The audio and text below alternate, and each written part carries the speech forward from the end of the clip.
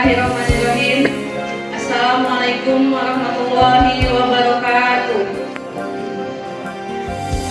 Yang terhormat Wakil Ketua, rekan-rekan anggota Dewan yang terhormat, yang terhormat Wakil Gubernur Sumatera Selatan, yang terhormat Forum Pimpinan Daerah Provinsi Sumatera Selatan, yang terhormat Ketua Pengadilan Tinggi dan Pengadilan Tinggi Agama Sumatera Selatan atau yang mewakili, yang terhormat Kepala-Kepala Dinas, Badan, Kantor, dan Biro Setda Provinsi Sumatera Selatan, yang terhormat Pimpinan Instansi Vertikal, yang terhormat Pimpinan Partai Politik Provinsi Sumatera Selatan, yang terhormat Pimpinan BUMN dan BUMD Provinsi Sumatera Selatan, yang terhormat Sekretaris Dewan beserta staf DPRD Provinsi Sumatera Selatan, yang terhormat staf ahli DPRD Provinsi Sumatera Selatan, staf ahli fraksi dan staf ahli gubernur, yang terhormat rekan-rekan dari media cetak dan elektronik, yang terhormat undangan dan hadirin yang berbahagia. Alhamdulillahirrahmanirrahim. Puji syukur kehadirat Allah Subhanahu wa Ta'ala atas limpahan berkah, rahmat dan karunia-Nya serta petunjuk dan bimbingannya, sehingga kita dapat bersama-sama melaksanakan rapat paripurna ke-11 DPRD Provinsi Sumatera Selatan dengan agenda penyampaian pendapat akhir fraksi-fraksi DPRD Provinsi Sumatera Selatan terhadap 7 rancangan peraturan daerah Provinsi Sumatera Selatan. Hadirin rapat paripurna yang saya hormati, sebelum kami menyampaikan pendapat akhir fraksi, ada baiknya kami menyampaikan ucapan terima kasih dan penghargaan kepada semua pihak yang telah bekerja keras dalam mempersiapkan 7 rancangan peraturan daerah ini, dan juga kepada semua pihak yang telah melakukan pembahasan dan penelitian, terutama kepada program pembentukan peraturan daerah DPRD Provinsi Sumatera Selatan dan komisi-komisi di DPRD Provinsi Sumatera Selatan. Melalui rapat pimpinan dan anggota fraksi Partai Demokrat, setelah mendengarkan laporan pembahasan dan penelitian Pansus 1, 2, 3, dan 4, maka perkenankan kami fraksi Partai Demokrat menyampaikan pendapat akhir fraksi sebagai berikut. Tentang penyelenggaraan penanggulangan bencana. Saat ini teknologi manusia masih belum bisa memprediksi bencana alam dengan tepat dan akurat 100%. Entah itu waktu kejadiannya dan lokasinya. Karena itu, manusia harus selalu bersiap-siap untuk menanggulangi bencana yang akan datang. Kita bisa melakukan mitigasi, melihat kondisi alam sekitar, dan memperkuat segala fondasi. Sesuai dengan Undang-Undang Nomor 24 Tahun 2007, bahwa setiap daerah harus siap dalam penanggulangan bencana yang meliputi persiapan sebelum bencana dan sesudah bencana. Untuk itu, fraksi Demokrat ada beberapa saran. Yang pertama, pemetaan wilayah rawan bencana. Diiringi dengan mitigasi, kita juga harus meneliti, mengantisipasi, dan inventarisasi lokasi atau daerah bangunan rawan bencana, serta didukung dengan sarana dan prasarana. Dengan melakukan hal tersebut, kita lebih siap dalam penanggulangan bencana. Kedua, pemberdayaan manusia.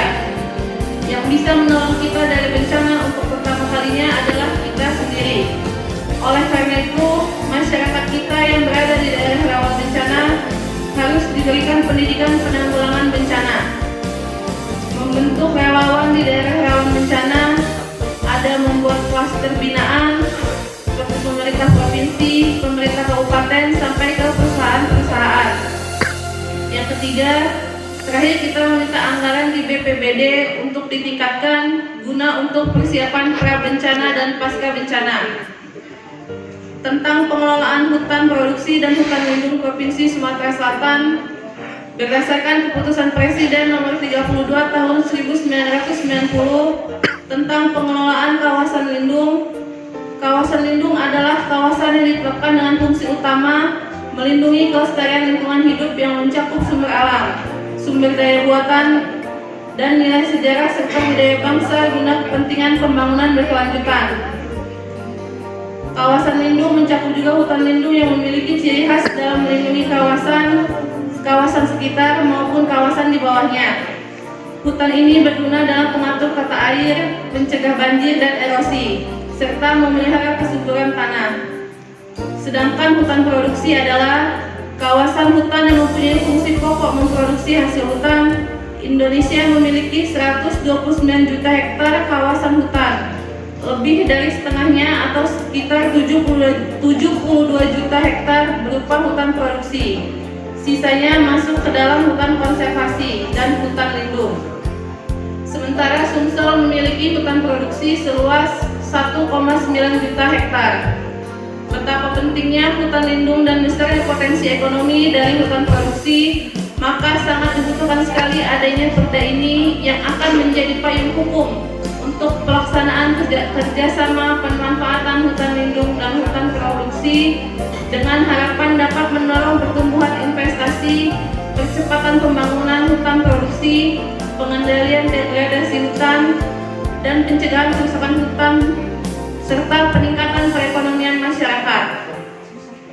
Tentang rencana umum energi daerah provinsi, sebagaimana kita ketahui bahwa banyak negara demikian juga di Indonesia memperhitungkan atau mengandalkan batu bara, minyak, dan gas alam untuk mensuplai sebagian besar kebutuhan energi mereka. Tetapi ketergantungan pada bahan bakar fosil akan menghadirkan persoalan besar. Bahan bakar fosil adalah sumber energi primer yang terbatas. Akhirnya, di dunia akan mulai habis bahan bakar fosil atau akan menjadi sangat mahal untuk mempertahankannya. Bahan bakar fosil juga mengakibatkan udara, air, dan tanah terpolusi dan menghasilkan efek rumah kaca yang berdampak pada pemanasan global. Sumber energi terbarukan seperti angin, matahari, dan air menawarkan alternatif lain terhadap bahan bakar fosil. Energi-energi tersebut sedikit atau tidak sama sekali menghasilkan polusi atau rumah kaca dan mereka tidak pernah habis. Kita harus mengembangkan dan mengeksploitasi sumber-sumber energi alternatif, khususnya yang ramah lingkungan, termasuk sumber-sumber energi biofuel, coal, solar energi, dan nuklir energi. Kita harus berubah, baik tentang nilai-nilai, pola pikir, dan perilaku, bagaimana mengembangkan budaya, gaya hidup yang dapat menggunakan energi dengan bijaksana dan efisien.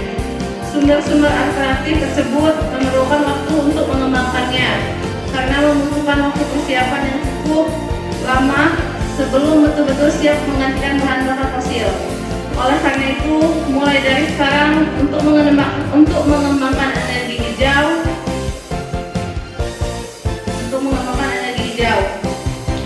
Hadirin rapat paripurna yang saya hormati, pimpinan, anggota dewan, wakil gubernur Provinsi Sumatera Selatan, dan hadirin rapat paripurna yang saya hormati, pada kesempatan ini juga kami ingin menyampaikan saat ini kita sedang menghadapi bencana nasional yaitu pandemi COVID-19 atau virus corona.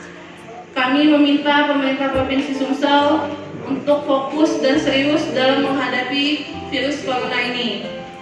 Kami belum melihat adanya scanner pembaca suhu tubuh, hand sanitizer di bandara, dan juga pelabuhan.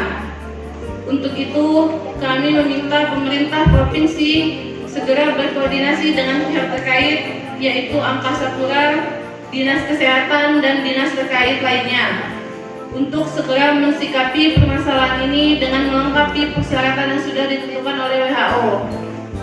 Kemudian membuat himbauan ke sekolah-sekolah untuk melakukan penghentian kegiatan belajar mengajar dengan waktu yang ditentukan dan melakukan edukasi terhadap masyarakat. Dengan memperhatikan pendapat dan pemikiran, maka fraksi Partai Demokrat DPRD Provinsi Sumatera Selatan dengan mengucapkan Bismillahirrahmanirrahim dapat menerima terhadap 7 rancangan peraturan daerah Provinsi Sumatera Selatan untuk ditandatangani nota kesepakatan bersama antara pimpinan Dewan dengan Gubernur Provinsi Sumatera Selatan. Demikianlah pendapat akhir fraksi Partai Demokrat terhadap 7 rancangan peraturan daerah Provinsi Sumatera Selatan. Mohon maaf jika terdapat hal-hal yang tidak berkenan, dan semoga pendapat akhir ini dapat meningkatkan kinerja kita bersama guna meningkatkan kesejahteraan masyarakat Sumatera Selatan yang kita cintai.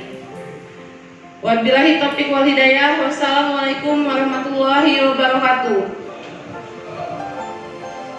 Palembang, 16 Maret 2020, fraksi Partai Demokrat DPRD Provinsi Sumatera Selatan, Ketua Muhammad F. Ridho STMT, Sekretaris Asmi Sofik SR SIP, Penyampai Lia Anggraini SH, semua ditandatangani.